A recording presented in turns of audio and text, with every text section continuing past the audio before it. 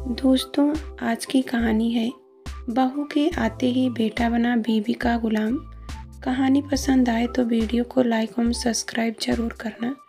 झगड़ा शुरू कराने वाली बात बड़ी नहीं थी, पर बहसबाजी लंबी खिंच जाने से रोहित और उसके पिता के बीच की तकरार एकाएक विस्फोट बिंदु पर पहुंच गई। जोरू के गुलाम, तुझे अपनी माँ और मेरी जरा भी फिक्र नहीं रही है। अब मुझे भी नहीं रखना है तुझे इस घर में। ससुर जी की इस बात ने आग में घी का काम करते हुए रोहित के गुस्से को इतना बढ़ा दिया कि वे उसी समय अपने जानकार प्रॉपर्टी डीलर से मिलने चले गए। मैं बहुत सुंदर हूँ और रोहित मेरे ऊपर पूरी तरह लट्टू है। मेरी ससुराल वालों के अलावा उनके दोस्त और मेरे मायके वाले भी मानते हैं कि मैं उन्हें अपनी गुलियों पर बड़ी आसानी से नचा सकती हूँ। मेरे सास ससुर ने अपनी छोटी बहू यानी मुझे कभी पसंद नहीं किया। वे दोनों हर किसी के सामने यह रोना रोते कि मैंने उनके बेटे को अपने रूप जाल में फंसाकर माता पिता से दूर कर दिया है। वैसे मुझे पता था कि रोहित की घर से अलग हो जाने की धमकी से घबराकर मेरे साथ बिगड़ी बात संभालने के लिए जल्दी मुझसे मिलने मेरे कमरे में आएगी। गुस्से में घर से अलग कर देने की बात मुंह से निकालना अलग बात है, पर मेरे सास ससुर जानते हैं कि हम दोनों के अलावा उनकी देखभाल करने वाला और कोई नहीं है। ऊपरी मंजिल पर रह रहे बड़े भैया और भाभी मुझसे तो क्या घर में किसी भी ढंग से नहीं बोलते हैं। बहुत साधारण परिवार में पड़ी बली थी। इसमें कोई शक नहीं है कि अगर मैं बेहद सुंदर ना होती तो मुझसे शादी करने का विचार अमीर घर के बेटे रोहित के मन में कभी पैदा ना होता। मेरे माता पिता ने बचपन से ही मेरे दिलो दिमाग में यह बात भर दी थी कि हर तरह की खुशबू और सुख पाना उनकी परी सी खूबसूरत बेटी का पैदाइशी हक है। अपनी सुंदरता के बल पर मैं दुनिया भर राज करूंगी। किशोरावस्था में ही इस इच्छा ने मेरे मन के अंदर गहरी जड़ें जमा ली थी। रोहित से मेरी पहली मुलाकात अपनी सहेली के भाई की शादी में हुई थी। वो जिस कार से उतरे उसका रंग और डिजाइन मुझे पसंद आया था। सहेली से जानकारी मिली कि वे अच्छी जॉब कर रहे हैं। इससे उनकी दोस्ती करने में मेरी दिलचस्पी बढ़ गई थी।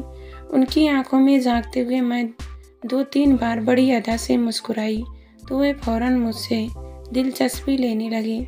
मौका ढूंढकर मुझसे बातें करने लगते तो मैं 2-4 वाक्य बोलकर कहीं और चली जाती। मेरे शर्मीले स्वभाव से उन्हें मेरे साथ दोस्ती बढ़ाने के लिए और ज़्यादा उतावला कर दिया। उस रात विदा लेने से पहले उन्होंने मेरा फ़ोन नंबर लिया। अगले दिन से ही हमारे बीच फ़ोन पर बातें होने लगी। सप्ताह भर बाद हम ऑफिस खत्म होने के बाद बाहर मिलने लगे। हमारी चौथी मुलाकात एक बड़े पार्क में हुई। वहाँ एक सुनसान जगह का फ़ायदा उठाते हुए उन्होंने अचानक मेरे होठों से अपने होठ जोड़कर मुझे चूम लिए। अपनी भावनाओं पर नियंत्रण न रख पाने के कारण मैं बहुत जोर से उनसे लिपट गई। बाद में उनकी बाहों से घेरे से बाहर आकर जब मैं सुबकने लगी तो उनकी उलझन और बेचैनी बहुत ज़्यादा बढ़ गई।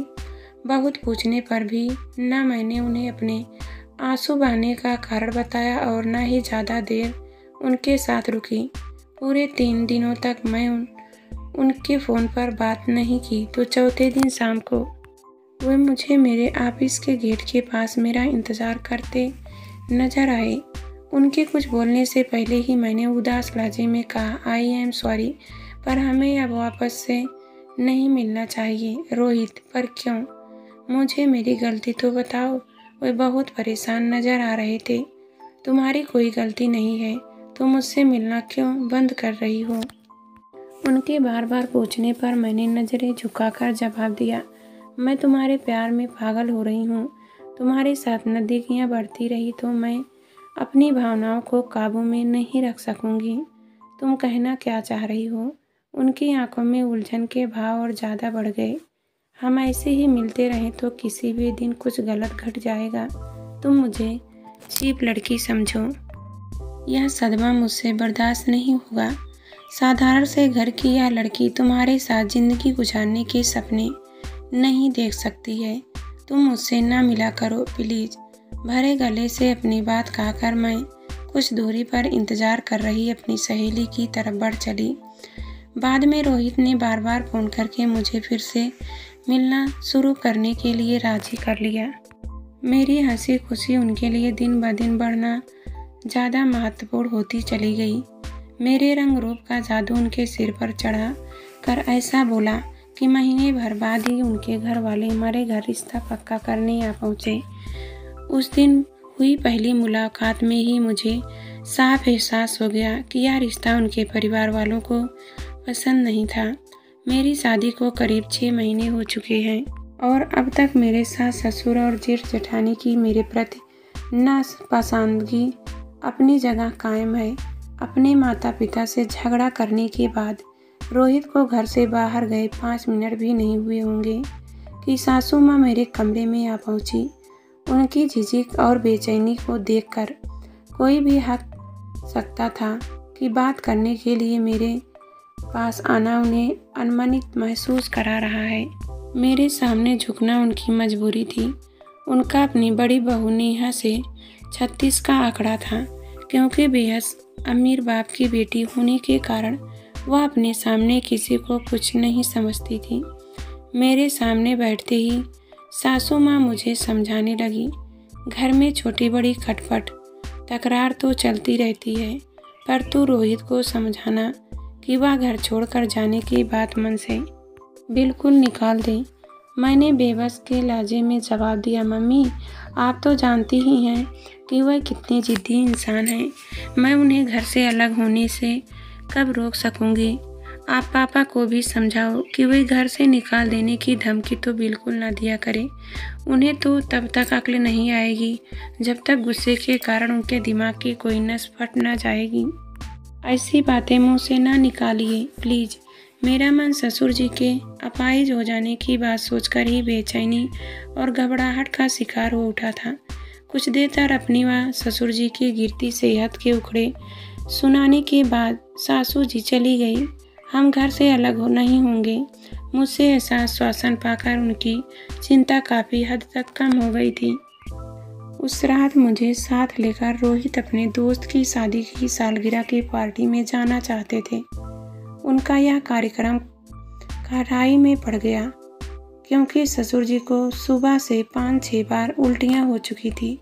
ऑफिस से आने के बाद जब उन्होंने मेरे जल्दी तैयार होने के लिए शोर मचाया तो घर में कलेश शुरू हो गया और बात धीरे धीरे बढ़ती चली गई।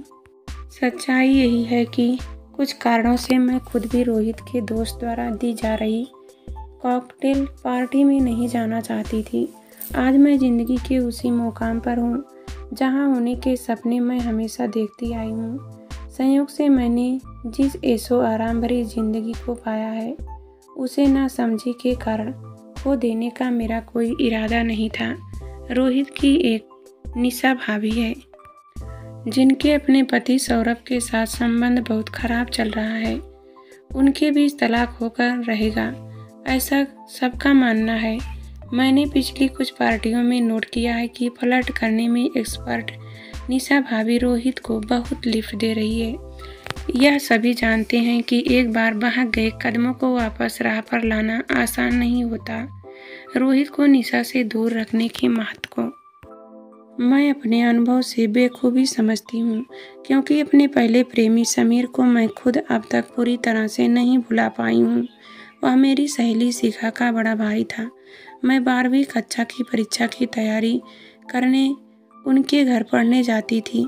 मेरी खूबसूरती ने उन्हें जल्दी मेरा दीवाना बना दिया। उसकी स्मार्टनेस भी मेरे दिल को भा गई। उनके घर में कभी कभी हमें एकांत में बताने 5-10 मिनट भी मिल जाते थे। इस छोटे से समय में ही उसके जिस्म से उठने वाली महक मुझे पागल कर देती थी। उसके हाथों का स्पर्श मेरे तन मन को मदहोश कर मेरे पूरे वजूद में अजीब सा ज्वाला भर देता था। एक रविवार की सुबह जब उसकी माँ बाजार जाने को निकली, माँ के बाहर जाते ही समीर बाहर से घर लौट आया। हमें कुछ देर की मौज मस्ती करने के लिए किसी तरह का खतरा नजर नहीं आया, तो हम बहुत उत्तेजित हो आराम से लिपट गए। फिर गड़बड़ यह हुई कि उसकी माँ फर्श भूल जाने के कारण घर में कुछ देर जाकर ही लौट आई थी। दरवाज़ा खोलने के बाद समीर और मैं अपनी उखड़ी सांसों और मन की घबराहट को उनकी अनुभवी नज़रों से छिपा नहीं पाए थे। उन्होंने मुझे इसी वक्त घर भेज दिया। मैंने झुककर पहले रोहित के होठों पर प्यार भरा चुंबन अंकित किया, फिर उनकी आंखों में प्यार से झांकते हुए मोहक स्वर में बोली, प्लीज़ मेरी खुशी के खातिर आपको यह काम करना ही पड़ेगा। आप मेरी बात मानेंगे ना? तुम्हारी बात कैसे टाल सकता हूँ? ब्यूटीफुल। चलो। रोमांटिक अंदाज में मेरा हाथ चूमने के बाद जब वो फौरन अपने माता पिता के पास जाने की उठ खड़े हुए तो मैं मन ही मन विजयी भाव से मुस्कुराते हुए उनके गले लग गई।